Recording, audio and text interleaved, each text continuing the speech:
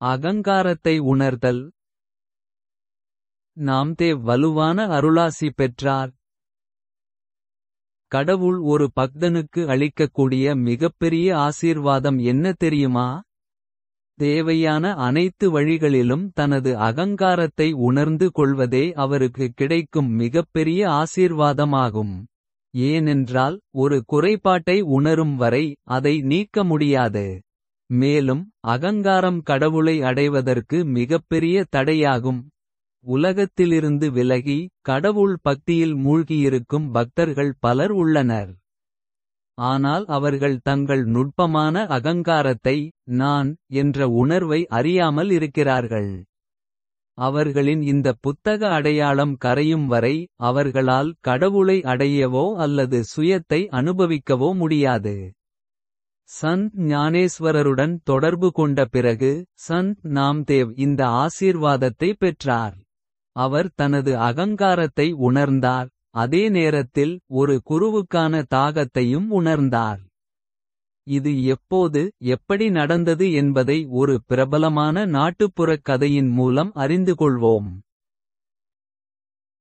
பச்சையான ஒன்றிலிருந்து திடமான பானையாக மாறுவதற்கான ஆரம்பம். நாம்தேவின் நல்லொழுக்க கர்வத்தை ஞானேஸ்வரின் சகோதரியான சுயம் உணர்ந்த முக்தாபாயால் பிடிக்கப்பட்டது. அவர் முதலில் அந்த சந்த் சகோதர சகோதரிகளை சந்தித்தபோது அவர்கள் அவரை ஒரு சிறந்த பக்தராகக் கருதி அவரது கால்களை வணங்கினர். ஆனால் நாம்தேவ் அவர்களின் கால்களை வணங்கவில்லை. முக்தாபாய் இதை கவனித்துக் கொண்டிருந்தார். நாம்தேவின் மீது அவளுக்கு ஒரு பெருமை இருந்தது. ஒருவேளை அவரது பக்தி அல்லது சிறப்பு காரணமாக இருக்கலாம். அவர்கள் அனைவரும் அற்புதமான உரையாடல்களை நடத்தினர். பக்தி மற்றும் ஆன்மீகத்தை பற்றி விவாதித்தனர். நாம்தேவ் ஒரு நல்ல பக்தர் என்பதை அனைவரும் ஒப்புக்கொண்டனர். ஆனால் முக்தாபாய் அவர் நல்லவர். ஆனால் ஒரு விஷயம் என்னை தொந்தரவு செய்கிறது. ஒரு பாம்பு சந்தன மரத்தில் ஒன்றியிருப்பது போல அதேபோல் கர்வம் அவருக்குள் வாசமிருக்கிறது என்றார். பின்னர் அவர்களின் தொடர்புகள் அதிகரித்தன. நாம்தேவ் சந்த் தியானேஸ்வர் மற்றும் அவரது உடன்பிறப்புகள் முக்தபாய் சோபான்தேவ் மற்றும் பிறருடன் காசிக்கு யாத்திரை சென்றனர். காசியிலிருந்து பண்டரிபூருக்கு திரும்பும் போது அந்த குழு சந்த் கோரா கும்ஹாரின் வீட்டில் ஓய்வெடுக்க நின்றது. கோரா கும்ஹார் ஒரு களிமண் பானை தயாரிப்பாளர். அவர் மிகவும் அறிவுள்ள வீட்டுக்காரர். சந்த் தியானேஸ்வரும் அவரது உடன்பிறப்புகளும் கோரா கும்ஹார் மீது மிகுந்த மரியாதை கொண்டிருந்தனர். அன்று இரவு அவர் வீட்டில் கோரா கும்ஹார் பானைகள் செய்து கொண்டிருந்தபோது முழு குழுவும் பஜனைகளை பாடிக்கொண்டிருந்தனர். பின்னர் முக்தாபாய் அவரிடம் ஒரு பானை பச்சையா அல்லது பழுத்ததா என்று எப்படிச் சொல்வது என்று கேட்டார். அதற்கு கோரா கும்ஹார் என்னிடம் ஒரு மரச் சுத்தியல் உள்ளது. நான் பானையை அதனுடன் தட்டி சத்தத்தை கேட்கிறேன். அது பானை பழுத்ததா பச்சையாக இருக்கிறதா அல்லது இன்னும் பழுக்கத் தேவையா என்பதை எனக்கு காட்டுகிறது என்றார். பின்னர் முக்தாபாய் நகைச்சுவையாக நாமும் களிமண் பானைகளைப் போல கடவுளுக்கான பாத்திரங்களாக மாறி வருகிறோம். எனவே நமது தகுதியையும் மதிப்பிடுவோம். யார் பச்சையாக இருக்கிறார்கள் யார் பழுத்திருக்கிறார்கள் என்றார். கோரா கும்ஹார் விளையாட்டுத்தனமான சைகையில் ஒரு குச்சியை எடுத்து சச்சங்கத்தில் அமர்ந்திருந்த அனைவரின் தலைகளிலும் மெதுவாக அடிக்கத் தொடங்கினார். எல்லோரும் விளையாட்டை ரசித்து சிரித்தனர். ஆனால் நாம்தேவ் அதை ரசிக்கவில்லை. அவரது முகத்தில் கோபம் தெளிவாக தெரிந்தது. கோரா கும்ஹார் அவர் தலையில் லேசாகத் தட்டி நாமதேவ் நீ இன்னும் ஒரு குருவைக் கண்டுபிடிக்காததால் நீ இன்னும் ஒரு பச்சை பானைதான். ஒரு குருவிடம் அடைக்கலம் புகுந்தால் மட்டுமே நீ சுட்ட பானையாக மாறுவாய் என்றார். இதனால் நாம்தேவ் மிகவும் வருத்தமடைந்தார். பச்சை பானை என்று அழைக்கப்பட்டதால் அனைவரின் முன்னிலையிலும் அவமானப்படுத்தப்பட்டதாக உணர்ந்தார். அவர் எழுந்து சோகமான இதயத்துடன் வெளியேறினார். அவரது நடத்தையிலிருந்து தெளிவாகத் தெரியும் மற்றொரு சிறப்பு விஷயம் என்னவென்றால், அவரது உணர்வுகள், எண்ணங்கள், வார்த்தைகள் மற்றும் செயல்கள் சீரானவை. பச்சையான பானை என்று அழைக்கப்பட்டது அவருக்கு கோபத்தையும் சோகத்தையும் ஏற்படுத்தியது. ஆனால் அவர் அதை மறைக்கவில்லை, மாறாக அதை வெளிப்படையாக வெளிப்படுத்தினார். இதனால்தான் அவரது பெற்றோர் அவர் மீது முழு நம்பிக்கை வைத்திருந்தனர். ஏனென்றால் நாமா ஒருபோதும் பொய் சொல்ல மாட்டார் என்பது அவர்களுக்குத் தெரியும். இந்த சம்பவத்திற்குப் பிறகு, நாம்தேவ் பண்டரிபூருக்குத் திரும்பி வந்து விட்டலிடம் தனது துயரத்தை வெளிப்படுத்தினார். விட்டல் பகவான் கோரா கும்ஹாரின் வார்த்தைகளை எதிரொலித்து, நாமதேவ், நீங்கள் எனது தீவிர பக்தராக இருந்தாலும், ஒரு குருவிடம் சரணடையாத வரை உங்கள் அகங்காரம் உடைக்கப்படாது, எனது உண்மையான இயல்பை நீங்கள் அறிய முடியாது என்று கூறினார். இவ்வாறு தனது தெய்வத்திடமிருந்து அனுமதி பெற்ற நாம்தேவ் ஒரு குருவை தேடத் தொடங்கினார். அகங்காரத்தின் காட்சியறிவு பெறுதல். கடவுளை, சுய உணர்தலை அடைய அகங்காரம் கரைய வேண்டும். அகங்காரத்தை கலைக்க முதலில் அதை உணர வேண்டும். அகங்காரம் உண்மையில் என்ன என்பதை நீங்கள் புரிந்துகொண்டால் மட்டுமே அதை உணர முடியும். முதலில் அகங்காரத்தை புரிந்துகொள்வோம். 2 வகையான அகங்காரங்கள் உள்ளன: நுட்பமான அகங்காரம் மற்றும் அடர்த்தியான அகங்காரம். பொதுவாக நாம் அடர்த்தியான அகங்காரத்தை அகங்காரம் என்று புரிந்துகொள்கிறோம். அடர்த்தியான அகங்காரம் என்பது வலிமை, சக்தி, அழகு, பதவி, கௌரவம், பரம்பரை, குணங்கள் அல்லது வேறு எந்த பண்பு பற்றிய ஈகோ ஆகும். ஒரு நபருக்கு ஒன்று அல்லது பல வகையான அடர்த்தியான அகங்காரம் இருக்கலாம். இத்தகைய அகங்காரங்களை தியானம் மூலம் தியானம் செய்பவர்கள் எளிதில் புரிந்துகொள்கிறார்கள். பல பக்தர்கள் அடர்த்தியான அகங்காரத்தை வென்று, அவர்கள் அகங்காரத்திலிருந்து விடுபட்டுவிட்டதாக நம்புகிறார்கள். ஆனால் இது உண்மையல்ல. நுட்பமான அகங்காரத்தை வெல்லும் வரை ஒருவர் அகங்காரத்திலிருந்து விடுபட முடியாது. நுட்பமான அகங்காரம் என்பது உண்மையான அகங்காரம். அது தன்னை கடவுளிடமிருந்து, உச்ச உணர்வு, ஒரு தனி நிறுவனமாகக் கருதும் உணர்வு. அது தன்னை மற்ற எல்லா உயிரினங்களிலிருந்தும் தனித்துவமாகவும் உயர்ந்ததாகவும் கருதுகிறது. அது எப்போதும் நான் என்ற ஒரு செயல் செய்பவரைப் போன்ற உணர்வைக் கொண்டுள்ளது. அதாவது, நான் எவ்வளவு பணிவாக இருக்க வேண்டும், நான் இதைச் செய்தேன், இது என்னுடையது, நான் சிறந்தவன், நான் உயர்ந்தவன், எனக்கு அது வேண்டும், நான் அவமானப்படுத்தப்பட்டேன், நான் கௌரவிக்கப்பட்டேன், போன்றவை. இதில் நான், என்னுடையது, என்னை என்ற உணர்வு நுட்பமான அகங்காரம் என்று அழைக்கப்படுகிறது. இதன் காரணமாக மனிதன் தனது யதார்த்தத்தை, அகம் பிரம்மாஸ்மி, மறந்து தன்னை ஒரு உடலாகக் கருதி வாழ்கிறான். அவன் தனது வாழ்நாள் முழுவதும் இந்த நான் என்பதை திருப்திப்படுத்திக் கொள்கிறான், ஆனால் மகிழ்ச்சியாக இல்லை.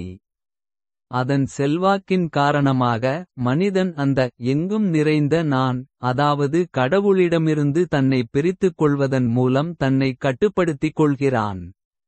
அத்தகைய சூழ்நிலையில் ஒருவர் பக்தி செய்தாலும் அது கடவுள் வேறு, நான் வேறு என்ற உணர்வுடன் தான். இந்த நுட்பமான அகங்காரம் என்பது கடவுளுக்கும் மனிதனுக்கும் இடையிலான திரை. இது அறிவுக்காற்றால் அகற்றப்படும்போது கடவுளை, அதாவது உண்மையை அடைய முடியும். சந்த் நாம்தேவ் ஒரு பக்தர். அவர் பல அகங்காரங்களை வென்றிருந்தார். ஆனால் அவருக்கு நுட்பமான அகங்காரத்தை காட்ட ஒரு திறமையான குரு தேவைப்பட்டார். இயற்கை அதை வழங்கியது.